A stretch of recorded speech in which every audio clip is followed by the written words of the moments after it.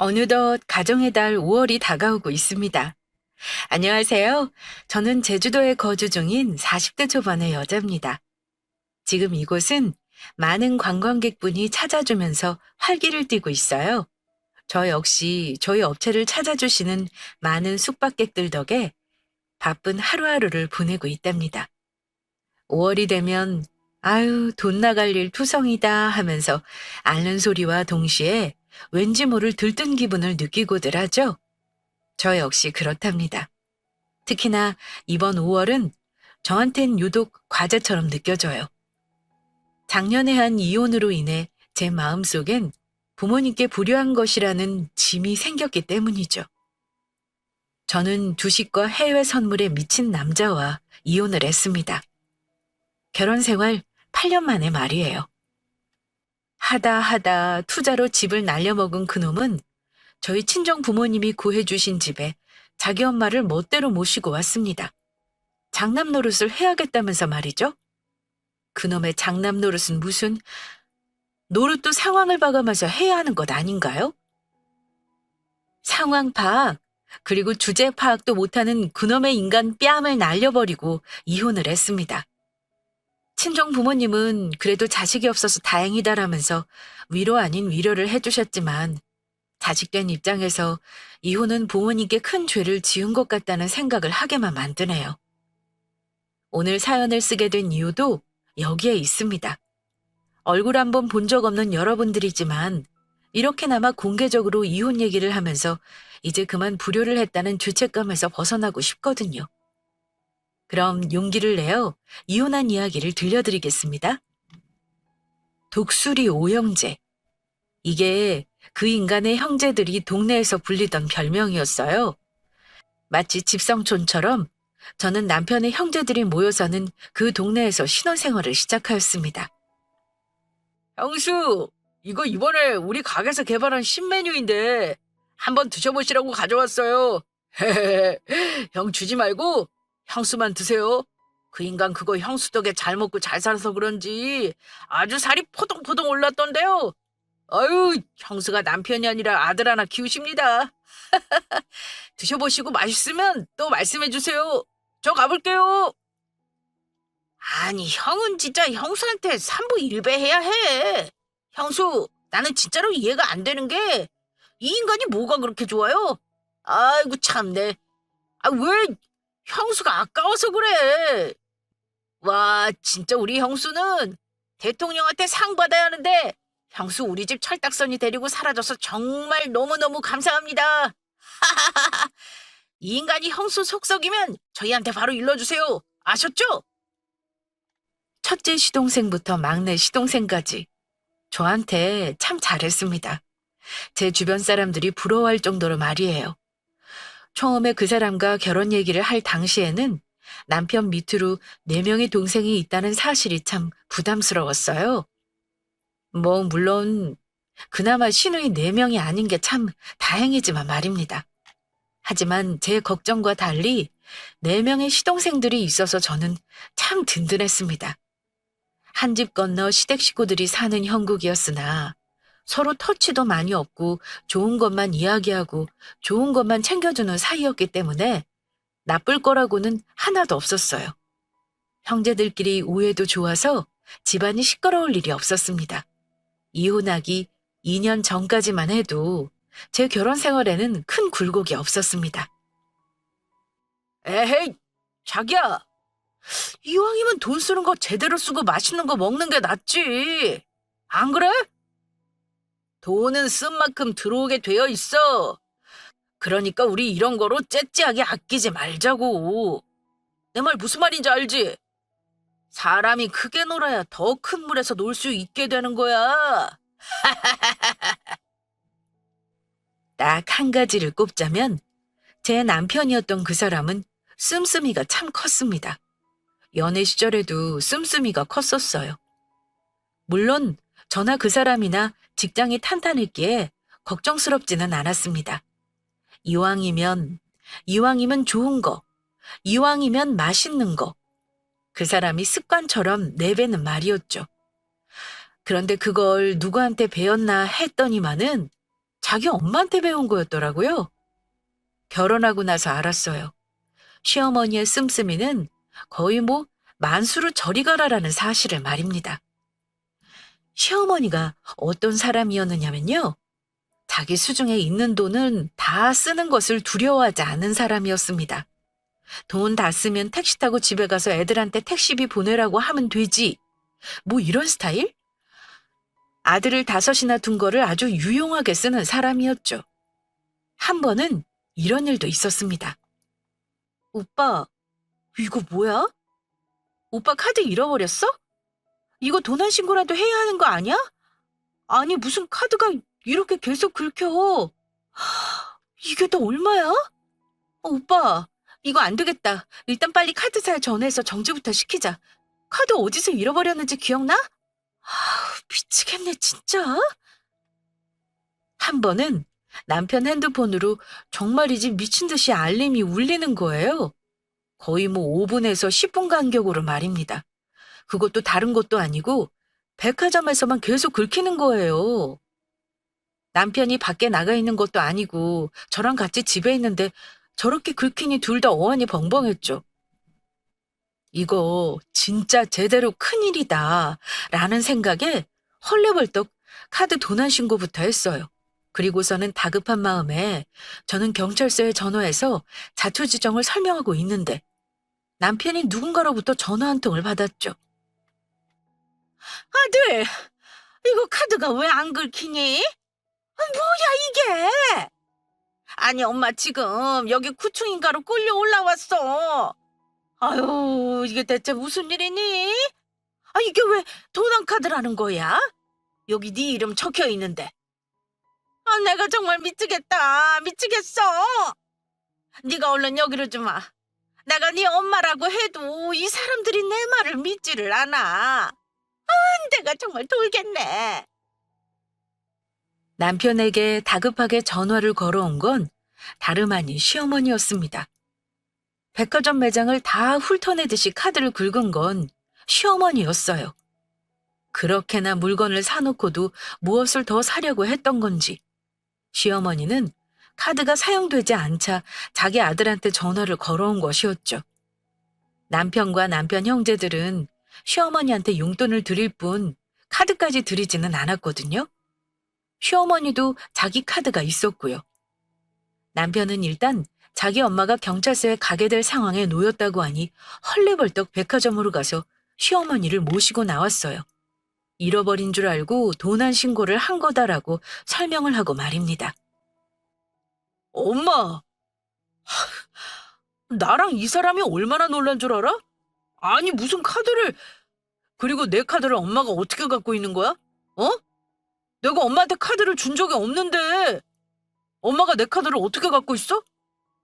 어떻게 갖기는 뭘 어떻게 가져? 어제 너희랑 같이 우리 집에서 저녁 먹을 때 네가 카드 두고 갔길래 내가 그걸로 좀 산 거지. 아유, 야, 너는 엄마가 아들 카드 좀 쓴 걸 가지고 그렇게 요란 법석을 떨 일이냐? 사내 자식이 가는 콩알만 해서는 네 아빠가 그렇게 간이 차갑다. 아유, 박씨 집안 피가 어디 가겠어? 그래 너는 또 네 남편 옆에서 경찰 신고까지 하고. 아유, 내가 오늘 너희들 때문에 백화점에서 얼마나 개망신을 당한 줄 알아? 나 앞으로 한 달 동안은 거기 못 가. 응?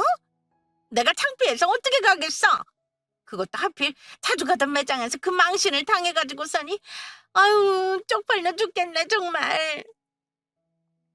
어머니, 지금 백화점 못 가는 게 문제가 아니잖아요. 저희가 얼마나 놀란 줄 아세요? 몇만 원 긁히는 것도 아니고 몇십만 원씩 쓱쓱 긁히는데 저희 지금도 가슴이 두근거려요. 그리고 이 사람 카드를 주우셨으면 말씀을 좀 해주시지. 정말. 어머머? 야! 엄마가 아들놈 카드를 좀 쓰는데 내가 그거를 니들한테 일일이 다 말을 해야 하냐? 그러게. 내 카드 한도 그거 높여달라니까는.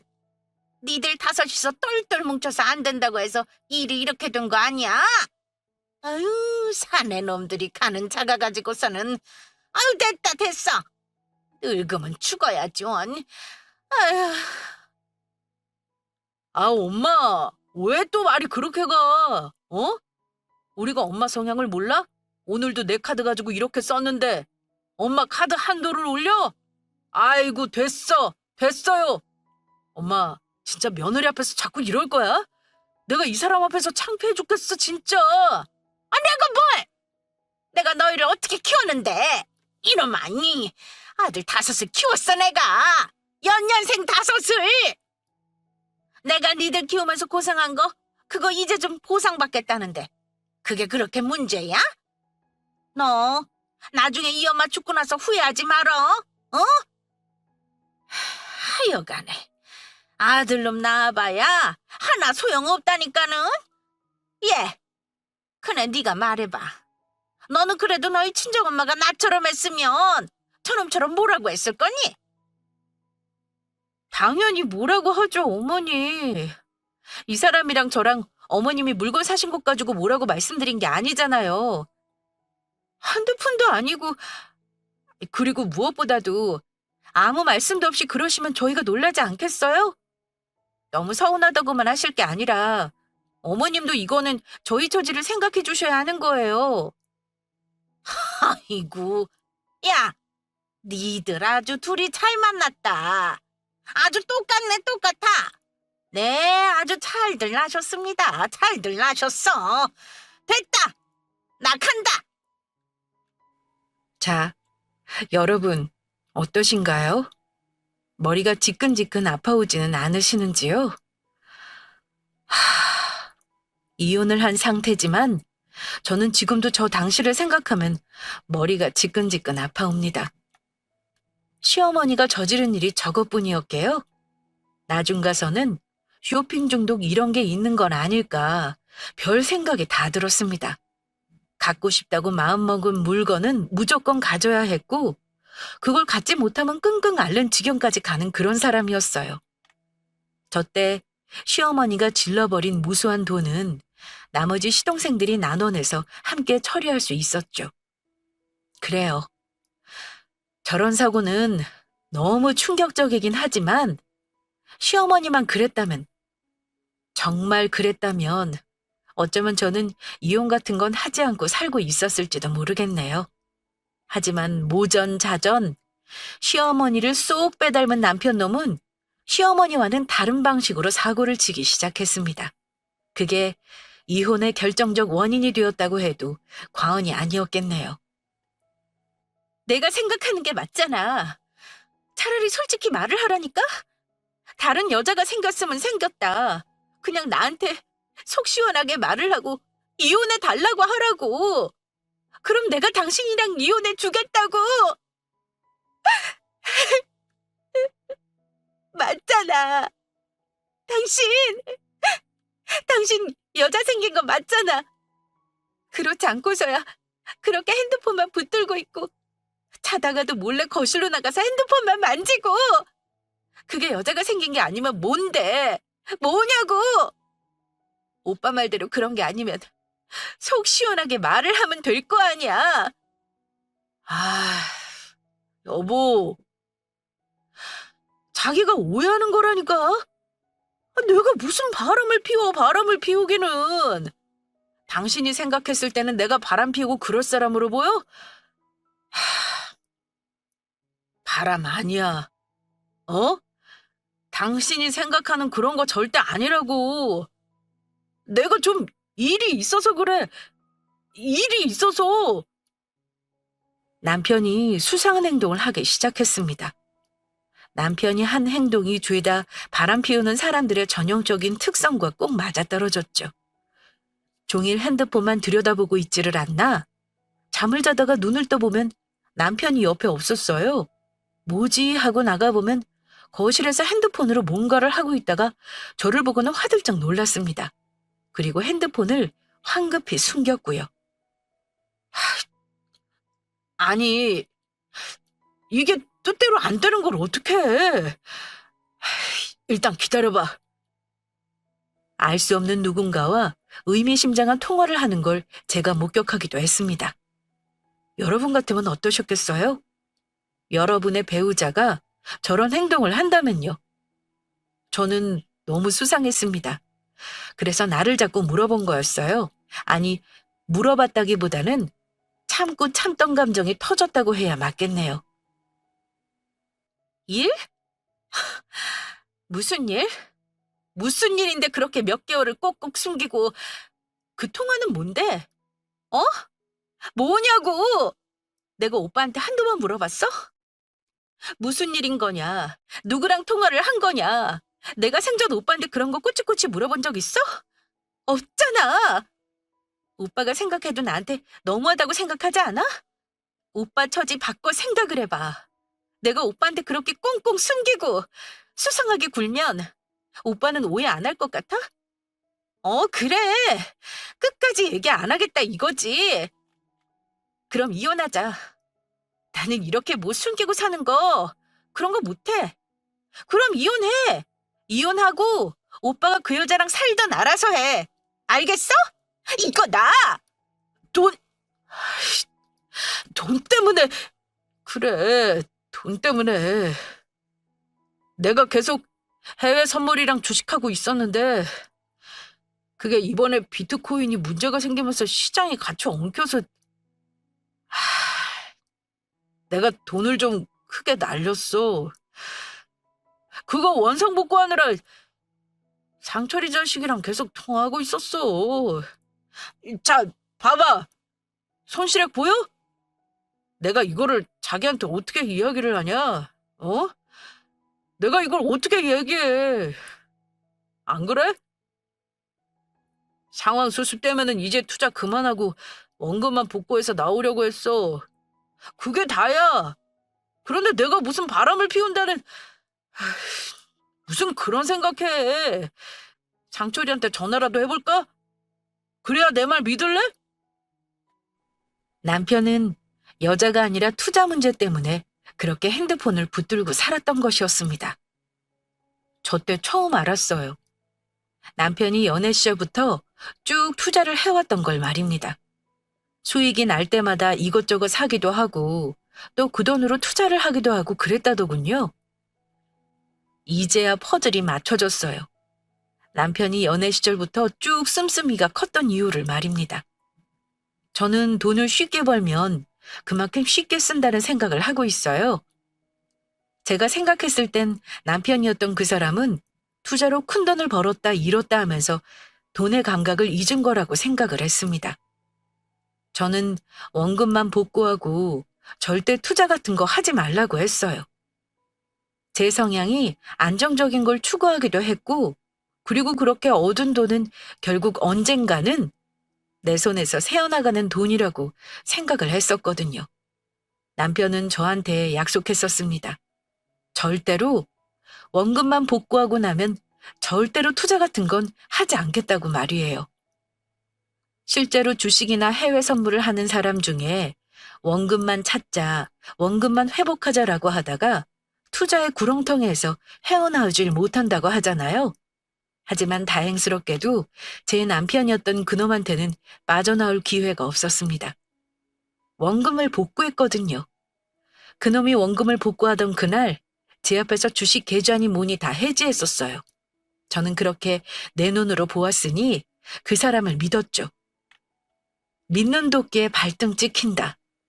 참, 그런데 제가 그 사람을 너무 믿었었나 봅니다. 믿는 도끼에 아주 제대로 발등을 찍혔어요. 수연아, 내가 이렇게 빌게 내가 진짜 잘못했어. 내가 진짜 미친놈이야, 미친놈. 수연아, 내가 진짜 잘못했다. 내가 잘못했다니까. 여보, 나 정말 약속할게. 내가 진짜 두 번 다시 주식이고 뭐고 내가 두 번 다시 그런 거 하면 내가 진짜 손모가지를 잘라버릴게. 어? 아니, 당신이 하라는 거 다 할게. 당신이 하라는 대로 다 할 테니까. 여보, 제발 한 번만 봐줘. 나 지금 상황에서 당신까지 없으면 나 진짜 못 살아. 여보, 자기야. 못 살아? 그럼 살지 마. 죽어. 나가 죽어. 당신 진짜 미쳤니? 머리가 진짜 어떻게 된 거 아니야? 너 어떻게 할래? 이제 어떻게 살 거야? 어머니한테는 뭐라고 말씀드릴 건데 우리 엄마 아빠한테는 뭐라고 할 거고? 그냥 같이 죽자. 어? 같이 죽어! 당신이 나랑 이혼하는 게 무서웠으면 네 맘대로 이 집 그렇게 못했어. 알아?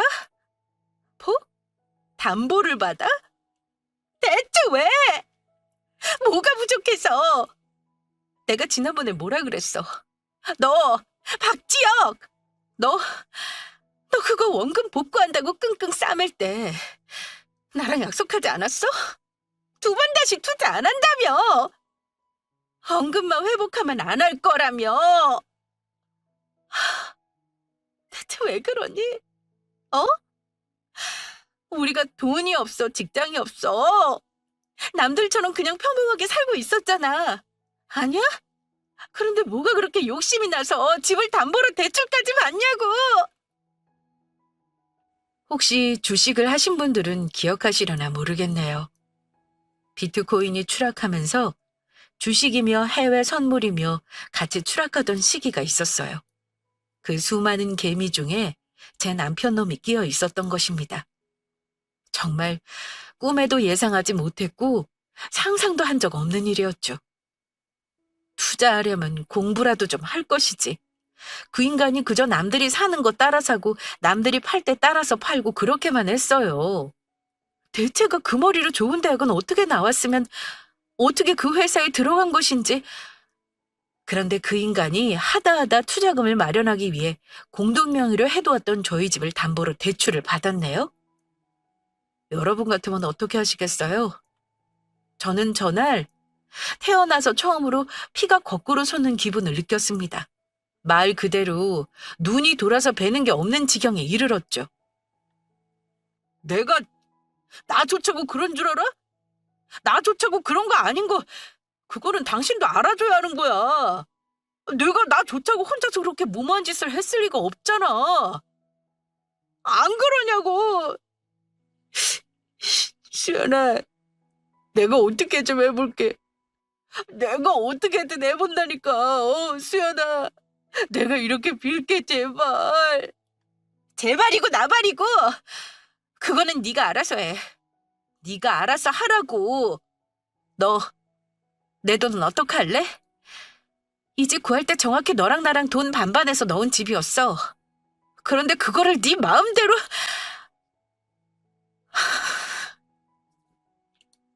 나한테 한마디 상의도 없이. 너 진짜 머리가 어떻게 된 인간 아니니? 어? 내가 진짜 살다 됐고 더 얘기할 것도 없다. 이혼하자. 무슨 이혼이야? 이혼은 너 나랑 절대 이혼 못해. 안 해. 수연아, 제발 한 번만. 제발 한 번만. 내가 투잡을 뛰든 쓰리잡을 뛰든 내가 어떻게든 우리 집 다시 구할게. 그러니까 제발 수연아. 저는 남편한테 이혼하자고 했었습니다. 저게 제가 처음으로 요구한 이혼이었죠. 연애를 할 때도 한 번도 헤어지자고 말한 적 없었고요. 결혼해서 부부싸움을 할 때도 단 한 번도 이혼이라는 말을 꺼낸 적이 없었습니다. 그런 제가 오죽했으면 저런 소리를 했겠어요? 그놈도 제가 이혼이라는 말을 할 거라고는 생각도 못했던 건지 정말 죽기 살기로 제게 매달리기 시작했습니다. 제가 한 2주 정도를 짐 싸들고 혼자 밖에서 생활했어요. 친정에 그런 걸로 당연히 갈 수도 없는 것이었으니 말입니다. 딸내미가 그런 일로 집에 온다면 부모님 마음이 얼마나 찢어지겠어요. 그렇게 있는데 시동생이 돌아가면서 제게 전화를 걸어오더군요. 형수, 정말 미안해요. 아유, 그 인간이 사고를 쳐서. 형수 화나고 막막한 거 우리가 왜 모르겠어요. 일단은 우리 4명이서 당장 형이랑 형수 지낼 집 구해놓았으니까 형수 당장 이혼하기 전에 조금만. 네? 조금만 시간을 좀 줘요. 우리가 그 인간 진짜 정신 똑바로 차리게 해놓을게요. 정말 미안해요, 영수. 아유, 우리가 정말 면목이 없는 거 아는데 그 인간 지금 죽기 일보 직전이에요. 당장 내일 죽어도 이상하지 않을 정도라니까요. 형수, 그렇게 집 나가버리고 그 인간 회사도 계속 안 나가고 있어요. 하루 온종일 술만 퍼마시다가 우리한테 전화해서 형수가 정말로 이혼하자고 하면 어떻게 하냐고 울고불고 난리도 아니에요. 참, 시동생들한테 저야말로 면목이 없었습니다. 오죽했으면 시동생들이 저랑 자기 형이 살 집을 구해놨을까요? 더군다나 남편놈은 제가 집을 나오고 나서 회사도 안 나가고 방구석에 틀어박혀 술만 퍼마시고 있었다더군요. 몇 번은 술에 잔뜩 취해서 제게 전화를 걸어오기는 했었어요. 정말 잘못했다면서 말입니다. 남편놈 상태는 들었지. 시동생들은 형수 정말 미안하다고 전화하고 찾아와서 비울고 난리지. 결국 이혼은 보류하기로 하고 제가 그 인간과 다시 마주하게 되었어요. 제 앞에서 시동생 4명과 남편놈이 나란히 앉아서는 석고대죄하는 것처럼 있었어요. 아차. 그리고 제 옆에는 저희 친정 부모님이 앉아 계셨죠. 이게 어떻게 된 일이냐고요? 남편놈이 제가 하도 안 만나주니까 술에 잔뜩 취해서 저희 친정 부모님을 찾아간 것이었습니다. 가서 모든 상황을 다 얘기한 것이었죠. 그 이야기를 들은 저희 친정아빠는 그 인간을 냅다 두들겨 팼다고 합니다. 상황이 진정되고 결국 저희 부모님이 집을 구해주셨어요. 부모님이 세를 놓으려 했던 아파트를 말입니다. 단, 그 명의는 제 앞으로 하고 말이죠. 공동명의는 죽는 그날까지 없을 거라면서 말입니다. 그런 일이 있고 나서 8명의 사람이 한 공간에 모이게 된 것이었어요. 뭐예요? 빨리 얘기 안 해? 형수한테 얘기하기로 한 거 있었잖아. 정확히 얘기하고 우리 앞에서 약속해. 형 진짜 이제 더는 안 돼. 우리가 형 도와주는 것도 이번이 마지막인 거야. 우리가 형수한테 면목이 없어서 이 다음에는 형수 못 붙잡아. 진심이야. 사돈어른, 저희가 정말 죄송합니다. 정말 면목이 없습니다. 아휴, 나는 이 부분에 대해서 더 길게 얘기하고 싶지도 않네요. 자네 말이야. 이번에 정말 처음이자 마지막이야. 알아? 나는 자네가 이렇게 우리 딸내미 고생시킬 줄 몰랐어. 어? 몰랐어. 자네 나한테 약속했어. 기억하지? 정말 마지막이야. 어떤 일이든 수연이 얘가 자네랑 이혼하겠다는 소리 나오면 나랑 자네 장모 그 이혼 안 말려. 우리가 앞장서서라도 이혼시킬 거니까 그런 줄 알아. 알겠어? 네. 정말 죄송합니다. 정말 면목 없습니다. 정말 죄송합니다. 장인어른 장모님, 수연아, 내가 정말 미안해. 내가 정말 미안해. 형수, 정말 미안해요. 정말 미안합니다. 이 인간 2번 다시 허튼 짓 못하게 우리가 눈 똑바로 뜨고 감시할게요. 정말 미안해요. 정말 죄송합니다, 사돈어른. 정말 마지막이야. 제발 좀 우리 조용히 살자. 그렇게 회오리 바람이 몰아치는 것처럼 저희 결혼 생활에는 큰 폭풍이 지나갔습니다. 지금 생각하면 저때 끝냈어야 하는 건데 제가 순간 판단력에 흐려져서 저희 친정 부모님 가슴에 대못을 박았던 것 같아요. 친정 부모님이 이혼은 아니라고 말렸어도 내가 그걸 뿌리치고 이혼 도장을 찍어야 했는데 제가 단호하지 못했던 거죠. 어쨌든 그렇게 친정 부모님이 구해주신 집에서 저와 남편 놈은 다시 한번 결혼 생활을 이어가게 되었습니다. 그 인간 그렇게 한번 사달이 났으니 절대로 투자 같은 거 안 할 그거로 생각했어요. 참, 개가 똥을 끊죠. 그거, 그 인간은 그냥 인간이 아니에요.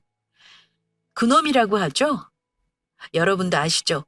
놈이 가장 심한 욕인 거요. 무쓸모에 가치도 없고 필요도 없는 사람을 놈이라고 한다고 하더군요. 제 남편이었던 놈이 딱 놈 그 자체였습니다. 사고를 하도 치더니만은 자기가 사고 치는 거에 스스로 무덤덤해진 것인지 아주 뻔뻔함에 극을 달하기 시작했어요. 저때 제가 이혼하자고 외쳤습니다. 친정 부모님이 집을 구해주신 지 불과 1년 만에 일어난 일이었죠. 제가 출장을 갔다가 집에 이틀 만에 들어온 날이었어요.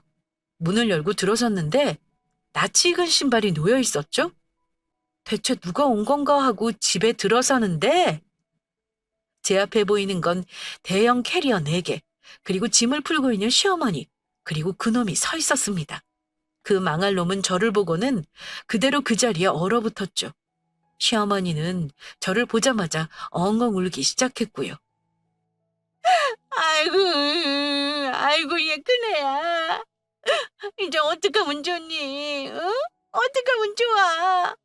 이 정신 나간 놈이 글쎄, 아이고 나한테 말도 없이 집을 날려먹었어 집을. 에라이 미친놈아. 내가 너를 낳고 미역국을 왜 처먹었나 모르겠다. 응? 내가 너를 낳고 미역국을 왜 처먹었나 모르겠어. 아니 세상에 어떡해. 응?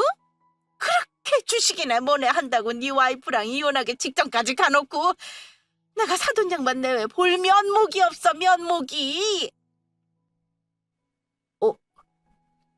어머니, 그게 무슨 말씀이세요? 집을요? 이 사람이요? 어머니, 지금 저 놀리시는 거죠? 그렇죠? 정말이에요? 당신 정말이야? 이번에는 또 무슨 짓을 한 거야? 또! 당신 우리 집도 그렇게 날려먹더니만은 어머니 집까지 건든 거야? 말을 해봐. 어머니 집까지 건든 거냐고? 나 진짜 숨이 안 쉬어진다. 숨이 안 쉬어져. 당신 진짜 미쳤니? 미쳤어? 나도 억울해.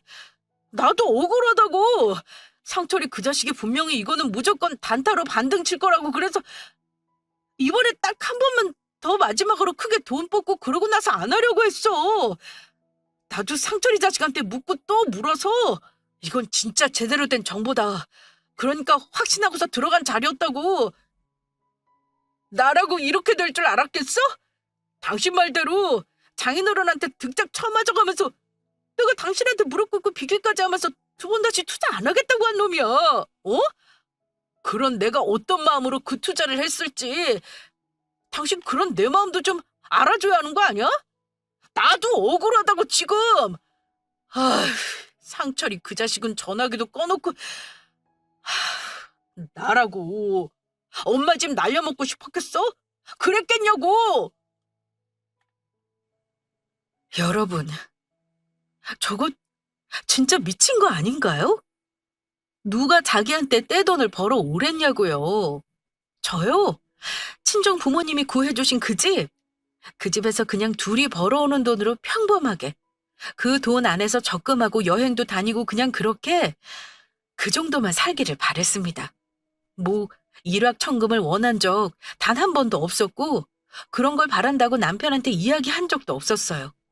그냥 자기가 돈 욕심이 나서 일이라는 일은 다 버려놓고 그놈은 핑계를 대기만 했죠.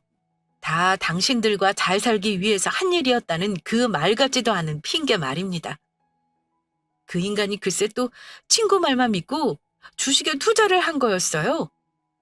지난번 사건 이후로 통장이고 뭐고 모든 돈 관리는 다 제가 하니까 이제 그놈의 시어머니를 꼬드겨서 시어머니 집을 담보로 대출을 받은 것이었습니다. 죄에 대한 많은 돈을 끌었더군요. 자기 동생들한테 가면 당장이라도 맞아 죽을 것 같았던 건지 시어머니를 모시고 집으로 온 것이었죠. 에라이 정신 나간 놈아. 네가 뭘 잘했다고 큰 소리야? 큰 소리가. 너 이 엄마 집 어떻게 할 거야? 어? 난 니들이랑 같이 못 살아. 너 당장 나가서 내 집 구해야 이놈아. 내 집 구해오라고. 너희 아빠가 그 집 그거 집 하나 장만하려고 너희 아버지가 얼마나 고생을 했는데. 야 이놈아. 아유 내가 못 산다. 내가 못 살아. 왜 우리랑 못 살아? 우리랑 못 살기는. 내가 이때까지 엄마한테 장남 노릇 못했으니까 이왕 이렇게 된 거 모시고 살면서 내가 효도할게. 내가 장남 노릇 한다니까. 자기야, 나 이제 2번 다시 투자 안 해. 내가 투자를 하면 진짜 개다. 아니 개도 아니야. 내가 인간이 아니야, 인간이. 나 진짜 이제 투자 안 할게. 그리고 엄마 모시고 사는 거 당신도 괜찮잖아. 이때까지 엄마한테 나 장난 노릇 한 번도 제대로 못했었는데 이 기회에 엄마 모시고 살면서 장남 노릇도 하고 우리 애도 낳아서 기르자. 엄마가 집에 계시면서 우리 아이도 봐주면 당신도 좋잖아. 안 그래? 시연아, 제발, 응? 나 한 번만, 진짜 마지막으로 한 번만 더 믿어줘. 제발. 개판. 말 그대로 개판이었습니다. 시어머니는 저랑 자기 아들이 부부싸움을 하건 말건 돌아가신 시아버지가 남겨준 집이 날아간 충격에 미친 듯이 오열하면서 나머지 아들들한테 전화를 걸고 있었고요. 남편 놈은 정신이 나간 것인지 저한테 말 같지도 않은 소리를 했습니다. 갑자기 장남 노릇을 하고 싶다나요? 그러면서 시어머니랑 살면 우리한테 좋은 점이 더 많다고 하더군요. 아이를 낳자고 했습니다. 이왕에 모시고 살면서 엄마한테 애 봐달라고 하면 되지 않겠냐고 말이에요. 정신이 나간 게 맞았죠. 눈을 보아하니 이미 횟가닥 눈이 돌았더라고요. 뭐? 애를 낳아? 너 진짜 미쳤구나. 말이라고 그냥 씹으려면 그게 다 말인 줄 아는 거지? 이 상황에 애를 낳아? 애를 길러? 너 정신 나간 거 맞아. 너 정신 제대로 나갔다. 나는 너랑 못 살아. 장남 노릇? 그거는 네가 알아서 하고 나는 너랑 같이 못 사니까 너 당장 내 집에서 나가. 이 집에 들어오면서 당신 동생들이랑 우리 친정 부모님 앞에서 약속했었어. 2번 다시 투자 안 한다고. 그때 우리 엄마 아빠가 뭐라고 했었는지도 기억하지? 우리 부모님, 당신 한 번만 더 이딴 짓 하면 내가 이혼하기 싫다고 해도 내 머리채 끌고 가서라도 이혼시킬 거라고 하셨었어. 이혼하자. 이혼해. 나는 너 같은 인간이랑 못 사니까 이혼하자고. 나가. 나가! 저도 미친 사람처럼 방방 날뛰었습니다. 집에 있는 모든 살림을 다 던졌고 안방에 있던 그 인간 짐을 다 끄집어내서 현관 밖으로 내던졌어요. 그 와중에 시동생들은 시어머니 연락받고 저희 집으로 달려온 상태였고요. 시동생들도 자기 큰형한테 질릴 대로 질린 상황이었습니다. 길에 버려진 오물을 보듯 자기 형을 봤어요. 그리고는 아무 말 없이 어머니를 부축해서 나갔죠. 야, 이 정신 나간 놈아! 너는 이제 우리 형 아니야. 너 우리한테 연락하지도 마. 엄마한테 와서 무릎 꿇라고 빌어도 너는 우리가 용서 못해. 알아? 형수, 이 인간 갖다 버리세요. 형수, 우리가 정말 미안합니다. 정말 미안해요. 이제는 형수 안 붙잡을게요. 정말 미안합니다. 야, 내가 그러고 싶어서 그랬어? 나는 잘 살아보자고 그런 거야. 잘 살아보자고 그런 거라고. 너희 내가 내 속이 어떤지 너희가 알아? 너희가 내 속을 아냐고. 그래라. 다 꺼져. 시연아, 내가 정말 잘못했어. 당신까지 나 버리고 가면 나 진짜 못 살아. 그럼 살지 마. 살지 마. 그럼 되겠네. 나는 너랑 살면 내가 못 살 것 같아. 그러니까 이혼해. 나가. 이번 주 안으로 당신 회사에 이혼 소장 보낼 테니까 입 다물고 조용히 사인이나 해서 보내. 알겠어? 뭐해? 나가! 나가라고! 분할해. 뭐라고? 헛소리 하지 말고 그냥 꺼져. 나가라니까? 이혼한다고! 이혼할게! 이혼할 테니까 대신 재산 분할해. 나도 이혼하고서 먹고는 살아야 할 것 아니야. 당장 나 어디 가서 지낼 곳도 없어.